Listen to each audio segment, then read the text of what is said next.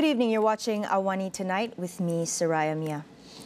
The Malaysian Anti-Corruption Commission has detained 8 individuals, including a chief executive officer and 2 senior management members of a highway concession company.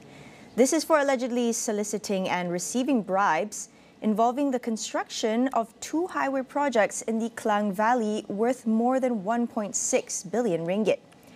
The CEO, who holds the title Dato', along with the 2 senior management members, have been remanded for 4 days until June 28th. Meanwhile, 5 other individuals who are company owners have been remanded for 3 days until June 27th. All were detained during an operation called Ops Lintas when they were present to give their statements at the MACC headquarters. Meanwhile, MACC Deputy Chief Commissioner of Operations, Datuk Sri Ahmad Kusairi Yahya, confirmed the arrest, and the case is being investigated under the MACC Act 2009.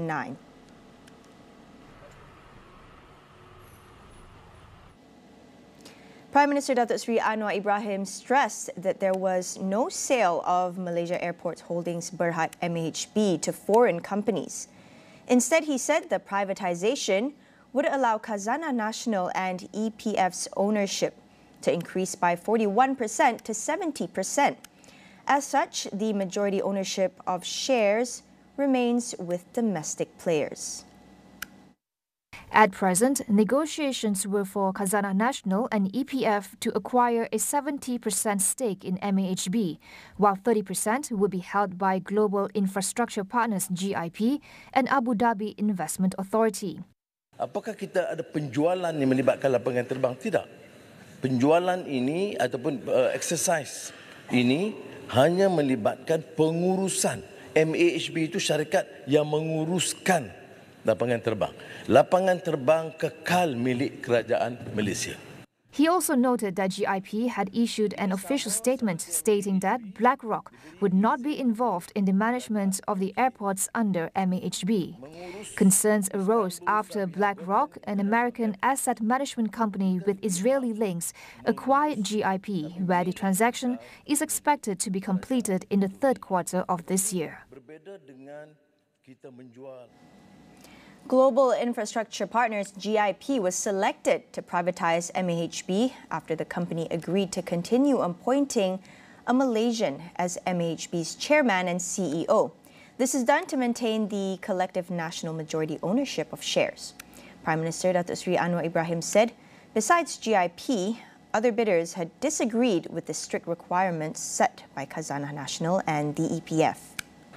Syarat yang ditetapkan oleh Khazanah ketat yang tidak disetujui oleh kebanyakan. Pertama, pengurusi dan CEO rakyat Malaysia. Ketiga, majoriti pegangan Malaysia.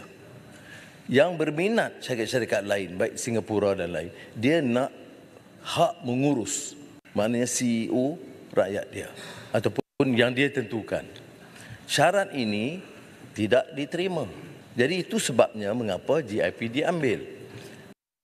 Khazanah reported that 145 companies had initially applied to participate in the consortium to take over MAHB, but only 5 were deemed suitable.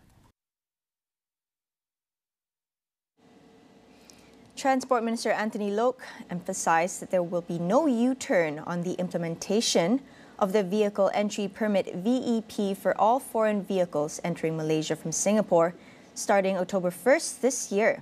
He said that once the VEP is in place, foreign motorists with violations in Malaysia will have to settle their fines before leaving the country. So right now, without VEP, a lot of cars some of them with a lot of summonses and offences. There's no way for us to track and no way for us to enforce. So once VEP kicks in, any foreign cars coming into Malaysia, if they violated our laws, then they have to pay the fines before they leave the country. That is the message. There will be no U-turn. 1st of October, it will be enforced. He said he hoped foreign drivers would abide by Malaysian rules and regulations, just as Malaysian drivers abide by Singaporean laws.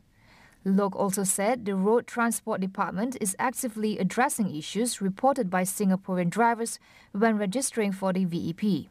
Once the VEP is enforced, anyone driving a foreign vehicle without it can be fined up to 2,000 ringgit or jailed for up to 6 months upon conviction. In other news, Malaysia has been upgraded to Tier 2 in the 2024 Trafficking in Persons Tip Report issued by the United States Department of State. In a statement, the Ministry of Home Affairs welcomed this positive development, saying that this upgrade is significant as Malaysia was last placed on Tier 2 in 2017. According to the ministry, this success is due to the efforts of various stakeholders who have made meaningful and continuous contributions to advance the anti-trafficking agenda in Malaysia. The government also convicted a significant number of labour traffickers compared to the previous year, increased funding for victim shelters, and facilitated more freedom of movement passes for victims receiving services at government and NGO-run shelters. The report also outlines 16 improvement recommendations and action plans that Malaysia can implement for the next evaluation year from April 1st, 2024 until March 31st, 2025. The country needs fast adjustments to enable the young generation to compete in the global economy. The Prime Minister said the need to put emphasis on engineering, technical and vocational education and training TVET, and artificial intelligence AI means the conventional academic process cannot be used anymore. For example, if you are familiar with the university, I'm fortunately used to have some experience here and in Oxford and also Georgetown and SAIS. Even the best universities in the past would need to take some time in introducing new disciplines, because they have a department and the faculty and the board of studies and the Senate before the final approval. Now, if you go that process with the AI, then you lose time. So these things need to change fast, and I'm fortunate that when I instructed the university, UTM, to start the AI faculty, they were able to do it in 4 months, which is actually a real record, which means our people, given the clear policy, can make the adjustments. Meanwhile, Datuk Sri Anwar Ibrahim said one of the priorities after Malaysia takes over as ASEAN chair next year is a digital policy that covers the whole of ASEAN, especially in digital trade, involving the Digital Economy Framework Agreement. The Prime Minister explained that the preliminary discussions were held in Jakarta at the start of this year. We have to do it fast. In fact, the meeting was just yesterday. So I think I better find out from what is the source. And particularly, it's dangerous. The American companies getting source from the inside. So, but I share your concern. If you have some views, please do take up. But that happens to be one of our major priorities. One, if you say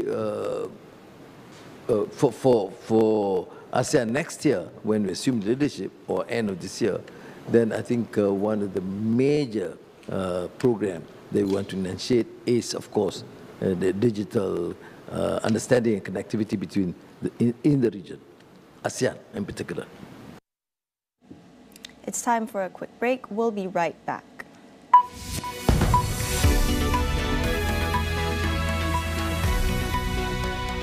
Kadang-kadang rasa tak yakin nak hadap semua ni. Mama, kita jumpa Nina.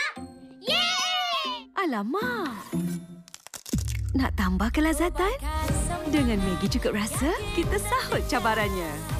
Bawang segar dan rempah ratus melazatkan lagi masakan. Maggi Cukup Rasa. Mama ni apa pun boleh. Ada ni, Mama yakin apa pun jadi. Hebat-hebat rasa, Maggi Cukup Rasa.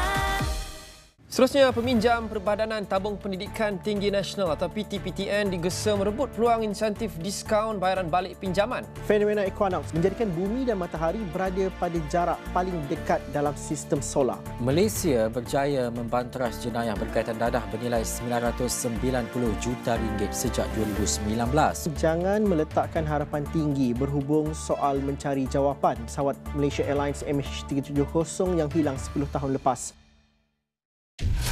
Mereka 100% bersedia demi kemenangan. The giants of Europe go head to head. Can you believe it? This night just gets better and better. Marilah menuju kegemilangan bersama kami. A new hero of football. UEFA Euro 2024. Kesemua 51 perlawanan secara langsung di Sport TV dengan Astro.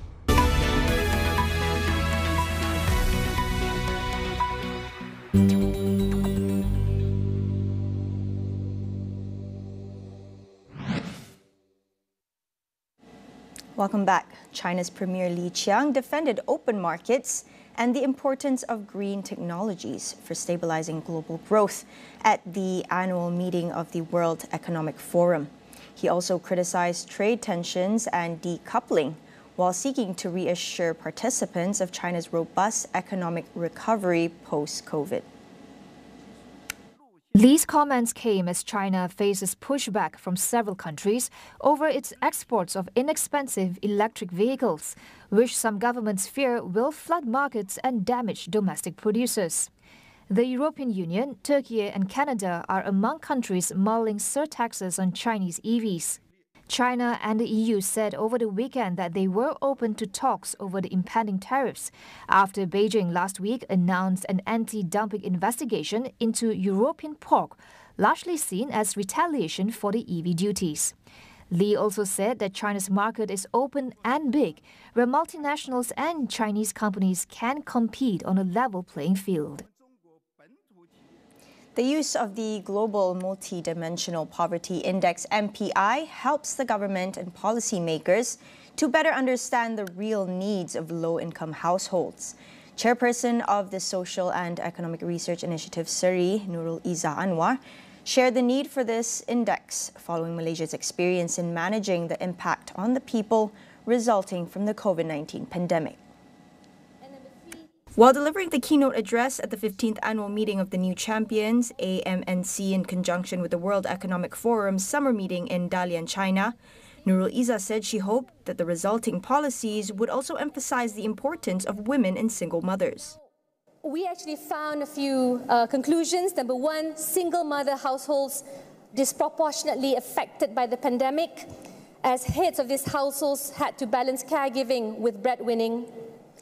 Their children suffered intergenerational poverty, which means the first child was better off than the fourth, including through food poverty. In terms of rate of unemployment, 36% was unemployed, only a third formally employed, and out of those, 24% had zero safety nets. So a lot of them are living precariously as well as informally. Therefore, Nurul Izzah believes that the Malaysian government's measures to increase youth participation in TVET and empower women in the workforce are crucial to ensure that they are equipped with the necessary skills in case the world is hit by a similar pandemic again. Now, WikiLeaks founder Julian Assange has been freed from prison in the United Kingdom after agreeing to plead guilty to a single charge of breaching the espionage law in the United States.